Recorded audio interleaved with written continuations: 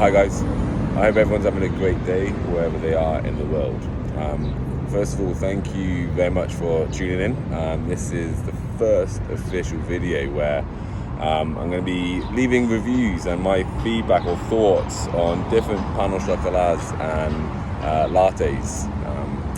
Mainly because, as most of you know, by trade I'm a strength and conditioning coach and an online personal trainer. So I spend a lot of time in the weight room training, helping others get fitter and healthier. But then also I like to have a good treat. Like, I'm a big fan of chocolate, which is kind of spilled over into pastries and things like pain au chocolats that I've got in front of me here.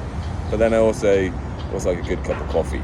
Not necessarily a coffee connoisseur, but I do like a good latte. So this is the first official one. So how I'm thinking or how I'm envisioning this in my head is the pain au chocolat is gonna rate on a scale of 1 to 5, where 3 is gonna be like, yeah, average, not bad.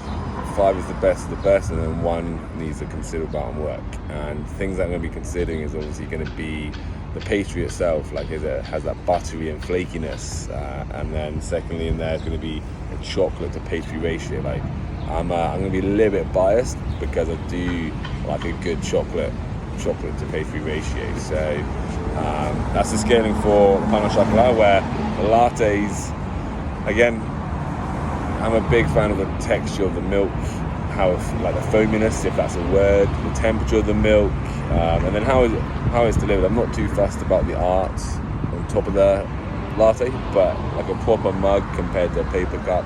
If the cup's too hot to hold, it's going to give me an indication that maybe the milk's going to be a little bit hot. And then also, just from the coffee itself, is it bitter? Is it got that real like horrible aftertaste, or does it go down quite nicely? So anyway, that's kind of like a brief intro there. I'm going to have a couple of sips, have a couple of bites, a couple of nibbles, and then I'm going to give you my feedback. Okay, guys, I'm back. So I'm halfway through the pain au chocolat, and I'm pretty much drunk half the cup of coffee there as well. So I should have said, actually, the first place I'm in Kelowna, so I'm here for the weekend from Vancouver.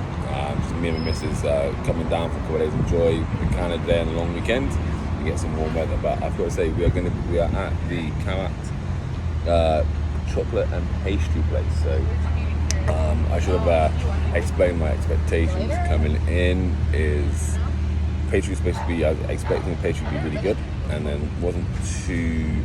didn't have high hopes for the latte. Just from experience, most pastry shops are really good pastries.